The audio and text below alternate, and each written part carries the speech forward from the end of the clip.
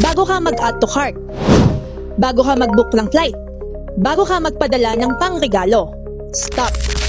Kasi ngayong Pasko, hindi lang si Santa ang busy, pati scammers. Habang masaya ang lahat sa bonuses, shopping at holiday rush, lalo ring dumadami ang panlilinlang online. At para hindi ikaw ang maging next victim, narito ang 12 scams of Christmas ayon sa Cybercrime Investigation and Coordinating Center at Scam Watch Pilipinas, mga paalalang dapat alam ng bawat Pilipino ngayong holiday season. Number 1. Online shopping scam. Fake sellers, fake receipts, fake tracking, fake everything. Check reviews, check legitimacy. Number 2. Fake delivery scam. May package daw for you, pero kailangan mong magbayad. Kung hindi ka naman umorder, scam yan. Number 3. Call scam. Ma'am, may problema po ang inyong bank account. Pag ganito ang linya, ibaba mo agad. Number 4. Task job scam. Yung babayaran ka for simple task, pero may processing fee. Nope. Jobs pay you, not the other way around.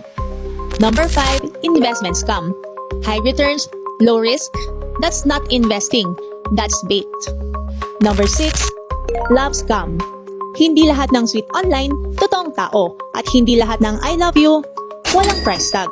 Number 7. Loan scam.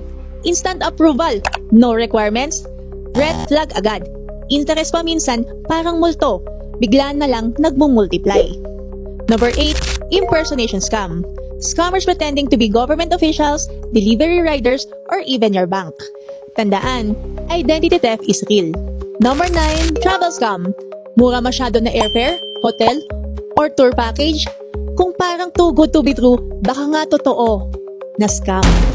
Number 10. Charity scam.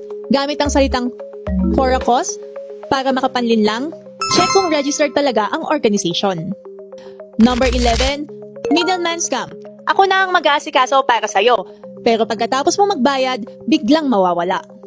At number 12. Online gambling scam. Fake payouts, rig games, phishing links, hindi ka mananalo dito, sila lang. Ngayong Pasko, sana gift giving, hindi grief giving. Masaya ang holiday season, pero mas masaya kung safe ka, secure ka, at hindi mo hinahabol ang pera mong nakuha ng scammer.